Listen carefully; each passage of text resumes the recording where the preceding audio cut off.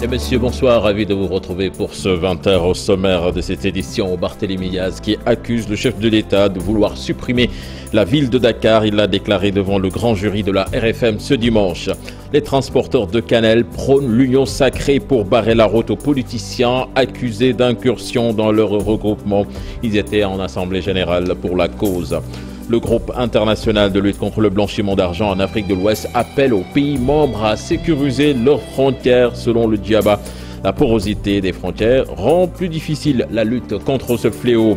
Et puis en fin de journal, nous recevrons Maodo Malick Mbaye, le représentant du CIRID en Afrique de l'Ouest, pour parler du prix à Macky Sall pour le dialogue en Afrique. Voilà le sommaire de ce 20h. Tout de suite, le développement.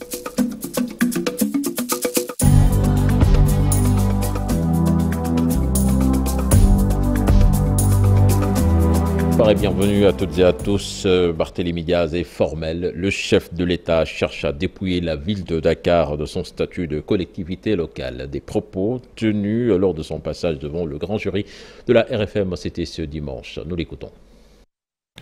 Vous savez, aujourd'hui, quand vous dites que vous avez 85% de l'électorat, mais pourquoi vous refusez d'organiser des élections ?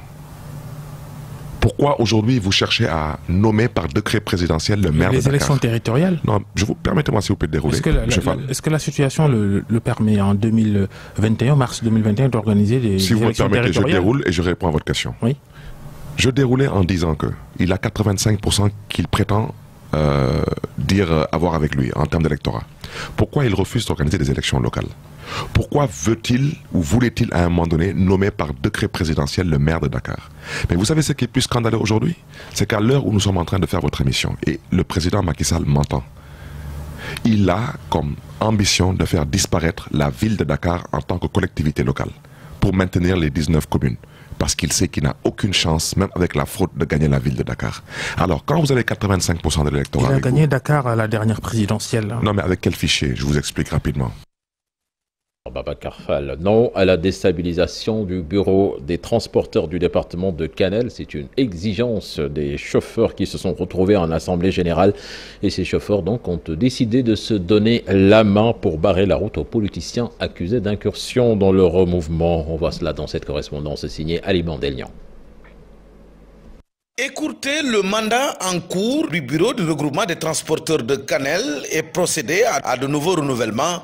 Les transporteurs et chauffeurs du département disent niet au maire de Kanel. Élu en 2017 pour un mandat de 5 ans, l'édile de la ville aurait saisi l'autorité pour lancer la déstabilisation de l'actuel bureau. Une démarche fortement condamnée par les usagers de la gare routière de Kanel qui, au cours d'une assemblée générale, ont renouvelé leur soutien et leur engagement autour de Yeroba. C'était en 2017, on a élu Oumar Sow comme président de la gare routière de Kanel, lequel l'Assemblée générale, Moustapha Ali, Elhaj Moustapha Ali, adjoint au préfet, était présent. M. Agibou Soumaré, adjoint au maire de Kanel, était présent. Babacar Niane du BMS était présent. Donc il a été élu de 5 ans. Donc c'était en 2017, donc le mandat doit terminer en 2022. Donc on doit patienter et attendre 2022, on aille aux élections. Il y a des politiciens qui sont derrière vraiment. La gare routière de Kanel n'était pas comme ça. Nous, on vivait ensemble, nous étions des frères du même sang. Satisfait de sa gestion parce qu'il travaille très bien. Pour vous dire, moi j'étais le chef du garage de Kanel. Depuis qu'il est venu, le travail a changé. Il travaille très bien, vraiment il travaille très bien. Et il aide les chauffeurs aussi. Moi, en 2022, moi je suis candidat. Félicité dernièrement pour sa gestion dans la répartition des fonds Covid-19 en guise de soutien aux transporteurs du département, le président du regroupement de Kanel appelle les autorités à faire arrêter les manœuvres de certains hommes politiques en mal de popularité, des transporteurs de Kanel qui exigent le respect de la volonté populaire. Et puis le ministre des Infrastructures des Transports terrestres invite les chauffeurs et transporteurs au respect des gestes barrières sous peine de mettre en danger leur secteur avec d'éventuelles restrictions. Là-dessus, nous suivons cette correspondance signée depuis Saint-Louis, Ousseynou Diop et Habib Sek. Ministre des Infrastructures, des Transports terrestres et du désenclavement, Mansour Faye, a profité de la cérémonie de remise de l'appareil échographique destiné aux femmes d'Ingalel pour se prononcer sur la deuxième vague de la Covid-19. Il a appelé les transporteurs et usagers au respect strict des mesures barrières édictées par les autorités. Pour appeler les transporteurs à observer les mesures barrières, puisque le transport est un véhicule de transmission et de contamination de cette maladie, il faudrait que nous en prenions conscience et arrêter cela. Sinon, c'est l'économie qui va s'arrêter. Selon le ministre du Transport, la première vague de contamination et les mesures prises ont bouleversé l'économie nationale. Mansour Faye invite les chauffeurs et transporteurs à s'approprier des mesures. Si nous ne ferions pas les pas nécessaires, mais la maladie elle-même va s'installer et c'est l'économie qui va s'arrêter. Et ce sera la catastrophe, je pense, le président l'a bien rappelé. Donc c'est à nous, vraiment, donc à nous, population, donc, de prendre les mesures appropriées. Cette cérémonie a permis aux femmes des sociétés d'eau d'appuyer le quartier d'Ingalel, qui vient de bénéficier pour la première fois d'un appareil échographique d'une valeur de 8 millions de francs CFA.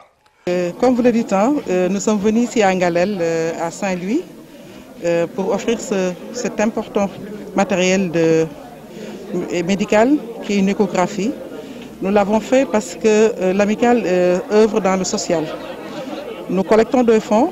Nous organisons des manifestations pour, au finish, aider les femmes, nos collègues, nos sœurs.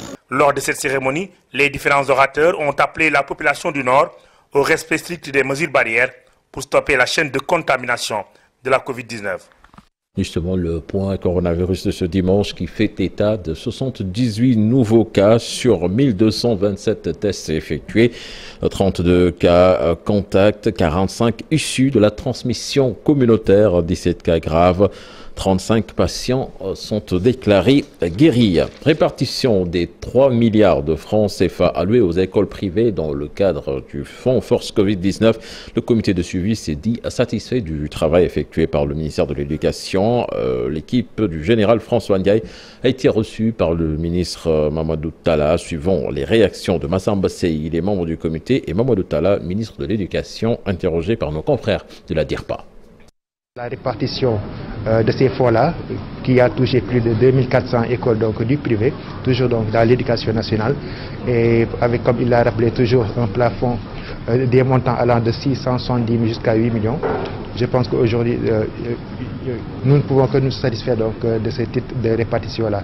Mais aussi rappeler aussi qu'actuellement, vu qu'il y a un bruit énorme, en tout cas en ce qui concerne aussi les établissements privés avec aussi certains parents d'élèves, je pense que d'après les informations que nous avons recueillies aujourd'hui du ministère, nous ne pouvons aussi que trouver que le ministère a bien joué son rôle, quoi qu'on puisse dire, parce qu'à l'installation même de leur comité donc, qui est chargé donc, de la répartition donc, de ces fonds-là, il y a eu une inclusion de l'ensemble donc, des associations, des parents d'élèves, des patronats donc, des secteurs privés.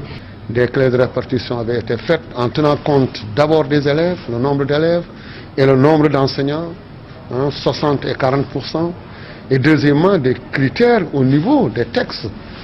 Pour postuler, il faut d'abord que l'école, que l'établissement soit autorisé ou reconnu ou qu'il ait donc un récépissé qui leur permet donc de commencer le travail. À ce jour, nous disons que ça s'est très bien passé parce que nous n'avons pas eu de réclamation. Ces 3 milliards ont été distribués. Nous avons noté ça et là quelques doublons. Et ces doublons, on les a identifiés. Et donc, leurs chèques ne sont pas encore partis. Donc, je me satisfais en tout cas de ces rencontres extrêmement importantes. Puis plus de 300 jeunes adultes et enfants ayant une déficience intellectuelle ont été pris en charge gratuitement par le Special Olympics Sénégal. L'organisation a tenu sa 2e édition de consultation gratuite. C'était au stade Léopold Sédar Senghor. Écoutons à ce propos la directrice de Special Olympics Sénégal interrogée par Ahmadouba. La particularité de cette année est que, comme nous sommes dans un contexte un peu difficile qui est celui de la pandémie de la Covid-19, nous avons fait le choix d'avoir 2 pôles de consultation au sein du stade Léopold Sédar Senghor pour limiter les contacts, éviter les rassemblements et faire une consultation beaucoup plus fluide pour pouvoir respecter les gestes, les mesures barrières telles que édictées par l'État du Sénégal. C'est ainsi que nous avons pu recevoir plus de 300 jeunes qui ont bénéficié de cette consultation. Mais comme vous avez pu le constater, les choses se sont passées dans de très bonnes conditions puisqu'on a pu les ventiler dans 2 zones différentes au sein du stade. La deuxième chose, la deuxième particularité, c'est que nous offrions habituellement 6 à 7 disciplines médicales. Mais cette année, nous avons fait le choix de réduire les disciplines à 4. Nous avons donc ainsi la médecine générale, la nutrition, le renforcement psychologique et puis la gynécologie pour les jeunes filles. Allons à Kayar à présent. Les acteurs de la pêche veulent mettre en place un programme pour lutter contre certaines pratiques de la pêche. Le constat est que l'on assiste de plus en plus à la dégradation des habitants marins et la raréfaction de certaines espèces. On voit cela dans cette correspondance signée Charente Diop et c'est la tire. Le conservateur de l'aire marine protégée de Kayar et l'ensemble des acteurs de la pêche se sont regroupés à la mairie de Kayar pour mettre en œuvre un programme de gestion durable des ressources. Au niveau de Kayar, compte tenu quand même de l'exploitation des ressources, à la dégradation quand même des habitats marins, donc ce projet permettra de renforcer ces initiatives de réhabilitation des habitats marins, l'important programme d'immersion des récifs artificiels à mer, interdire à tout moment les pêcheurs, ne serait-ce qu'avec les récifs, ils seront contraints d'éviter de pêcher au niveau de ces zones-là. Mais aussi dans la restauration quand même de ces bandes de filao, de pouvoir permettre à ces tortues marines qui remontent au niveau de la bande pour retrouver quand même les endroits, les lieux idéaux pour quand même la ponte et la reproduction. Les informations de base sur ce qui se passe réellement sur le terrain, l'évolution des espèces et les menaces aussi qui pèsent sur eux, ça va permettre d'élaborer des plans de gestion qui sont adéquats et également de prendre des décisions pour faire face aux défis que nous avons avec nous pour la gestion de la conservation, particulièrement à Kayar. La pêche illégale, le braconnage, une problématique soulevée par les pêcheurs de Kayar. Ici à Kayar, nous sommes dans un village où nous prenons beaucoup de risques pour sauver la mer. Il nous arrive d'avoir des problèmes très sérieux pour cette soi-disant sorte de pêche illégale, le braconnage, ainsi de suite. Même des baleines qui s'échouent. Tout ça, c'est à cause des filets dormants qu'on appelle filets. Au regard de toutes ces difficultés, des récifs artificiels seront installés en mer pour la reproduction des poissons. Avec 40 collectivités territoriales, la région de Kolda ne compte que 4 casernes de sapeurs-pompiers, une situation que déplorent les maires de Kolda au moment où la région enregistre chaque année de nombreux cas d'incendie et de feux de brousse. C'est une correspondance signée Abdoulaye Diallo. Au moment où l'on constate un accroissement du nombre de cas de feux de brousse ou d'incendie à Kolda, nombreuses parmi les collectivités territoriales sont celles-là qui n'ont pas de caserne de sapeurs-pompiers. Djalambéré est à 41 km de Kolda, avec le premier village, Medina Demba Alaou. Mais Djalambéré est à 75 km pour le dernier village, Tabalpate. Alors, il suffit qu'il y ait un accident, les feux de brousse, incendie, les secours ne peuvent pas arriver. Ou alors les secours arrivent tard parce qu'il y a un problème d'accès, mais aussi il y a un problème de réseau. Pour joindre les eaux et forêts, pour joindre les sapeurs-pompiers, c'est tout un problème. Nous savons tous qu'aujourd'hui, nous avons beaucoup d'incendies dans les zones. Dans les zones de Dabo, Djalambéré, Mampatim et Bagadadi et Kumbakara. Malheureusement, nous n'avons aucune brigade de sapeurs-pompiers. À part Kolda, c'est Kunkane qui a une brigade de sapeurs-pompiers. Donc de Dabo à Kolda, nous avons 52 km. De Dabo à Kunkane, nous avons plus de 45 km. Donc, on ne peut pas aujourd'hui admettre qu'un incendie se produise à Dabo, un feu de brousse se produise à Dabo, qu'on attende une citerne venant de Kunkane. La citerne même qui est à Kolda, au niveau de Kolda, elle est en panne. Les maires ont saisi l'occasion qui leur a été offerte par la tenue de la conférence territoriale à Kolda pour signaler ces difficultés. Nous avons projeté l'ensemble des réalisations de l'État et de ses partenaires, ainsi que les réalisations des projets, programmes et ONG, afin de pouvoir noter les actions qui ont été donc bien exécutées, qui ont été achevées, et véritablement afin de pouvoir également signalé quelques difficultés dans certains projets et programmes et qui devront faire l'objet de recommandations pour l'achèvement des travaux concernés. Entre autres recommandations faites à l'issue de cette rencontre, il s'agit de la poursuite des travaux de la boucle du Fouladou, l'achèvement des chantiers de l'université, du lycée technique de Kolda et ceux du pont de Hillel. Littérature présent dans ce journal. Revendication silencieuse est un recueil de 2 nouvelles qui ont le même personnage principal mais dans des contextes différents. À travers l'héroïne Aminia, l'auteur cherche à positionner le féminisme par rapport au contexte socio-culturel du Sénégal. Maïmouna Thior évoque plusieurs formes de pression sociale autour des femmes au nom d'un système de valeurs locales. Elle en parle au micro d'Ibou Diouf et Ahmadouba.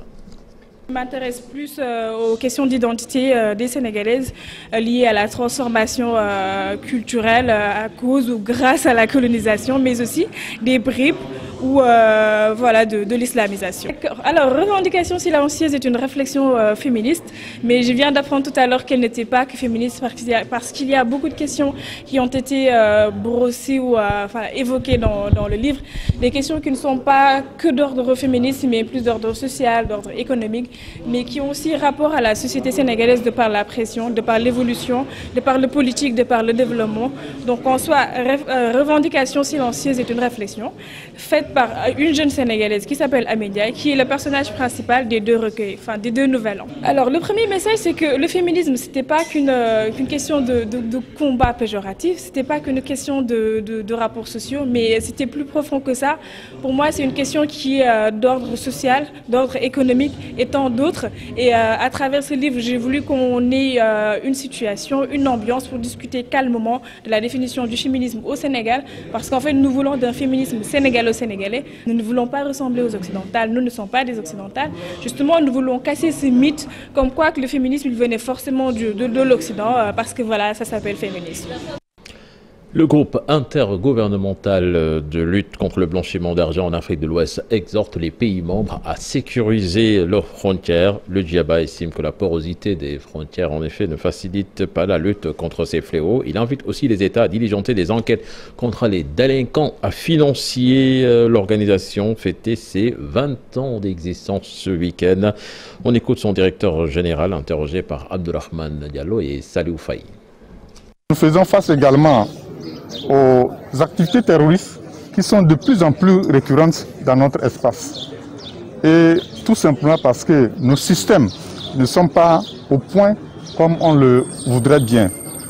N'oubliez pas également la porosité des frontières est un facteur important favorable à l'activité des terroristes. Donc il y a autant de défis qui doivent être relevés par le Djaba pour permettre, et ses États membres, pour leur permettre d'être en phase et de contribuer à la sécurisation de nos États membres et assurer la paix également à nos États membres. La 22e réunion du comité ministériel a pour objectif de rendre compte des activités que le Djaba a menées depuis novembre 2019 à novembre 2020. Et ce sera l'occasion aussi de plaider et sensibiliser davantage le ministre des tutelles pour qu'il prenne l'engagement afin de donner les impulsions nécessaires dans leurs États membres pour permettre aux acteurs qui sont engagés à diligenter les enquêtes, faire des enquêtes pour pouvoir dépister les actifs criminels, procéder aux saisies et faire des recouvrements de ces actifs criminels. Et puis le Burkina Faso a fêté ses 60 ans d'indépendance, occasion pour l'ambassadeur du pays des hommes intègres d'insister sur la sécurité qui règne dans ce pays et sur ce la cohésion nationale et l'engagement patriotique choisi comme thème pour un développement durable du Burkina Faso dans le respect des gestes barrières édictés par le Sénégal. La célébration de cette indépendance s'est déroulée d'une manière soft à l'ambassade. Un reportage signé Habib Faye et Ababakar Kamara. C'est dans un contexte sécuritaire dégradé qu'a eu lieu les élections présidentielles et législatives au Burkina Faso. La lutte contre l'insécurité apparaît comme un enjeu électoral majeur. Depuis la chute du pouvoir de Blaise Compaoré, le pouvoir n'arrive pas à endiguer une violence où se mêlent djihadisme et tensions communautaires. Il en a fait une promesse au cours de son premier mandat de faire en sorte que le vote de Burkinabé de l'extérieur soit une réalité. Et donc nous avons constaté que des instructions, des dispositions ont été prises dans ce sens, et c'est avec bonheur que nous avons constaté le bon déroulement de ce scrutin et à la joie des Burkinabés de l'extérieur, parce que c'est la première fois qu'ils ont l'occasion de participer au choix des dirigeants du pays. L'armée n'arrive pas à rétablir la sécurité dans le pays. En 5 ans, dans le pays des hommes intègres, plus de 1200 personnes, en majorité des civils, ont été tuées dans des attaques djihadistes entremêlées à des conflits communautaires. Et plus d'1 million de personnes, ces 5 dernières années, ont dû être déplacées, sans compter la Covid-19 qui ne cesse de gagner du terrain. C'est un contexte qui est très difficile et nous suivons avec certainement de l'inquiétude mais aussi de l'espoir sur cette situation sanitaire. Et nous voudrons ici rendre hommage aux efforts qui sont déployés par le gouvernement, donc de sorte à pouvoir maîtriser et ramener à la baisse et travailler à l'éradication de ce phénomène. Les ressortissants burkinabés au Sénégal fêtent aussi leur 60e anniversaire, un devoir de mémoire. Plus d'égalité, plus de justice et plus de liberté. Ces valeurs doivent être à la base de nos actions quotidiennes. C'est l'opportunité pour moi de remercier fraternellement chacun de vous et l'ensemble de la communauté burkinabé vivant au Sénégal pour son sens élevé de la fraternité et de la solidarité. En effet, le thème de cette année, cohésion nationale et engagement patriotique pour un développement durable du Burkina Faso dans un contexte d'insécurité et de Covid-19. Merci à vous, Habib Faye. En invité dans ce journal, il s'agit de Maodo Malick Mbaye. Il est le représentant du CIRID en Afrique de l'Ouest. Le CIRID, c'est le centre de recherche, le centre plutôt indépendant de recherche, d'initiative et de dialogue. C'est bien ça. Ouais. Bonsoir. Bonsoir. L'objet de votre présence ici, donc, c'est le prix Macky Sall pour le dialogue qui a été décerné à la Kenyane Mama Tina Kenyatta. C'est l'ancienne première dame. D'abord, avant de parler d'elle, c'est quoi l'essence de ce prix? Oui, je pense qu'il faut dire très rapidement, après vous avoir remercié, vous me permettrez de m'incliner pieusement sur la mémoire d'un ami, le maire de Ross Béthio, Amadou Bekay Diop, qui est décédé, que Dieu ait pitié de son âme. Nos condoléances également à sa famille, notamment à son épouse et à ses enfants. Je voudrais juste vous dire que d'abord, avant de parler du prix, vous dire que très rapidement, le CIRID qui a institué le prix, le CIRID c'est le Centre indépendant de recherche et d'initiative pour le dialogue, qui est une organisation africaine et internationale basée à Genève et un statut consultatif spécial auprès des Nations Unies et spécialisée dans l'anticipation sur les crises et la prévention des conflits. Nous avons mis en compétition le 2 juin 2016 le prix Macky Sall pour le dialogue en Afrique, qui à l'origine s'appelait prix pour le dialogue en Afrique. Et quand en 2016 nous avons vu qu'il y avait des foyers de tension un peu partout, nous nous sommes réunis en Assemblée générale à Genève et on s'est dit le 2 juin, il nous faut donner une identité remarquable. Et nous avons pris la carte d'Afrique, on voyait où est-ce qu'on pouvait trouver quelqu'un qui pouvait porter cela.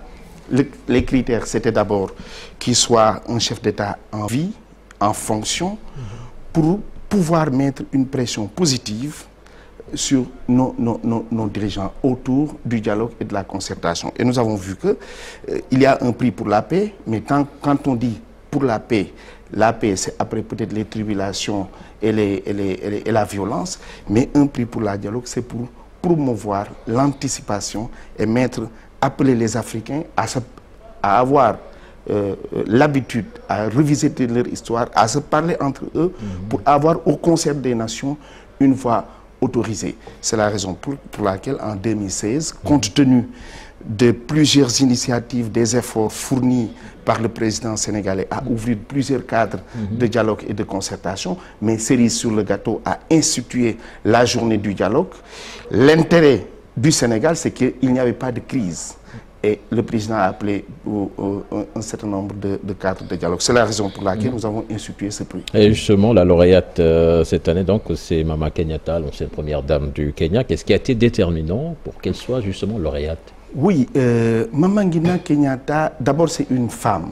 Elle a été première dame du Kenya. Elle a accompagné pendant longtemps elle a accompagné pendant très longtemps le père de l'indépendance du Kenya, Jomo Kenyatta. Elle a été première dame. Mais en 2017, elle a réussi un coup de maître que seules les femmes africaines peuvent réussir. Le Kenya sortait d'une élection troublante où il y avait au moins plus de 200 morts. À un certain moment, il a pris son courage, il a fait vibrer sa fibre maternelle et il a convoqué son fils, qui était le président sortant, et il a appelé le principal opposant, qui était un ancien premier ministre, il les a enfermés dans la chambre. Pour dire, vous deux, vous allez vous entendre aujourd'hui ou je vous tue tous les deux. Vous n'avez pas le droit de faire basculer le Kenya dans une guerre civile ethnique. Et on le sait, les guerres civiles ethniques sont souvent ravageuses. On sait quand est-ce que ça démarre, mais on ne sait jamais quand ça s'arrête. C'est fort de ce constat que le comité de sélection s'est dit, après le Moronaba en 2017, en 2018, il n'y avait pas de récipiendaire parce que nous ne fonctionnons pas comme on le dit, il faut qu'on, il y a qu'à, comme on le dit, il faut qu'on donne, parce qu'il n'y a que donner, non. En 2018, nous n'avons pas vu de personnalité qui remplissait les critères et on ne l'a pas donné. C'est-à-dire, aujourd'hui, nous avons mis Mama Ngina Kenyatta pour mettre en exemple les ressources endogènes qui sont en Afrique et qui existent qu'en Afrique. Alors on a suivi la cérémonie et écouté le discours du chef de l'État, Macky Sall notamment, qui a dit que la lutte contre le terrorisme en Afrique passe par le dialogue. En quoi faisant? Oui, je pense que ce que le président a dit, en fait, de manière... il a parlé de radicalisme. Il s'est dit que dans la scène politique, dans les États, nos États qui sont rarement des États-nations où l'entente est précaire, il faut faire un effort à se parler. Et nous estimons que la philosophie de dialogue du président sénégalais est conforme, nous, à notre idéal de dialogue au CIRID. Parce que pour nous, dialoguer, ce n'est pas se compromettre. Dialoguer, ce n'est pas abandonner ses convictions. Dialoguer, ce n'est pas se régner. Dialoguer, c'est gérer les antagonismes de manière apaisée. Et l'intelligence sénégalaise, qui est salutaire, c'est que les gens savent parler à un certain moment. Quand je vois ce qui se passe pas loin du Sénégal, parce que je coiffe l'Afrique de l'Ouest et du Centre, je vois par exemple en Côte d'Ivoire comme en Guinée, si les gens avaient fait l'effort de se parler avant, on n'en serait pas là. Et on ne s'est pas parlé, il y a eu une élection, il y a eu des tribulations, il y a eu des violences, des morts, et on va ouvrir un dialogue. Et dire autour maintenant de ce prix-là, l'important aujourd'hui du prix, qui est doté de 50 000 €, c'est qu'il y a un comité d'honneur. Ouais, mais avant d'en venir à ce comité d'honneur au Sénégal, quand même, il y a récemment eu le dialogue national, mais pendant un long moment, quand même, la classe politique s'est illustrée par une absence totale de dialogue. Oui, vous savez, en vérité, nous, au niveau du CIRID, ce n'est pas seulement le volet politique qui nous intéresse. Il y a le dialogue politique, il y a également le dialogue économique, mais ce qu'il faudra dire à ce niveau, c'est qu'il y a des efforts conséquents qui ont été faits. Parce que quand nos observateurs sont venus, ils ont vu que sur 25 points qui divisaient la classe politique sénégalaise, sur les 27, les 25 avaient eu un consensus et des solutions à travers le dialogue. Nous estimons qu'il y a un moment de combat politique où les gens ne se donnent rien du tout, on se bat comme on veut. C'est l'exemple qu'on a vu dans la salle l'autre jour. Nous avons vu deux compétiteurs, l'un était second à la présidentielle qui a accepté, je veux parler du président du Conseil économique et social environnemental, Idriss Seck, qui était là devant son précédent challenger, et tout le monde sait qu'à un certain moment c'était épique. Eux deux, ils ont fait le pari, ils ont fait un choix libre, mais un choix courageux de se parler, d'être ensemble et aujourd'hui de fumer le calumet de la paix, mais tant que les intérêts du Sénégal ne sont pas en jeu ou ne sont pas vendangés. Et à ce niveau, je pense que c'était un choix qu'il faut encourager et un peu montrer que les oppositions africaines, la classe politique africaine ne doit plus avoir honte de dire nous sommes ensemble, nous dialoguons, mais quand il s'agit de compétir, nous allons compétir. Justement, vous parlez de ce comité d'honneur. On a vu le ministre conseil Youssou N'Dour s'impliquer lors de cette cérémonie. Justement, quel rôle a-t-il à jouer en tant qu'artiste? Pas en tant qu'artiste. Vous savez, Youssou a une voix qui porte loin, très loin. Et dans le comité d'honneur, il y a le roi du Maroc, il y a le président ivoirien Alassane Ouattara, il y a aussi Youssou N'Dour.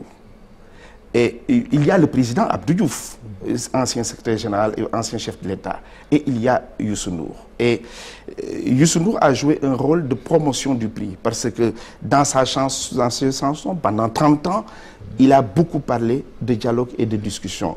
C'est la raison pour laquelle, quand nous avons porté le prix et que le choix est porté sur lui pour faire partie de ce club select, de ce groupe select de membres du comité d'honneur, nous sommes venus lui parler. Et à la cérémonie, c'était à lui que le président Abdou Diouf, le président Alassane Ouattara, le roi du Maroc avaient donné leur voix pour qu'il porte cette voix, pour dire aux gens, l'affaire n'est pas que politique. Et je profite de votre antenne pour transmettre le message que le président Abdou Diouf, membre du comité d'honneur, m'a transmis aujourd'hui au CIRID, mais également au ministre Youssou N'Dour pour lui dire que tout le comité était content de la manière dont il a porté leur parole. Ce que nous voulons faire, c'est que Dakar soit désormais la capitale panafricaine du dialogue. Dialoguer, ce n'est pas se compromettre. Il faut que les gens sachent qu'il y a des moments où il faut s'arrêter, se parler. La compétition a un moment, mais il y a des moments où il faut savoir se taire et savoir rester ensemble pour le bonheur des pays africains. L'Afrique a besoin de paix et de stabilité. Voilà. Et c'est seulement par le dialogue permanent qu'il faut le faire. Le message est passé, Maodo Malick Mbaye, qui était l'invité de ce 20h. Merci d'être là. Merci, c'est moi. Voilà, c'était tout pour ce journal de 20h. L'information revient demain à partir de 6h30 dans Info du matin.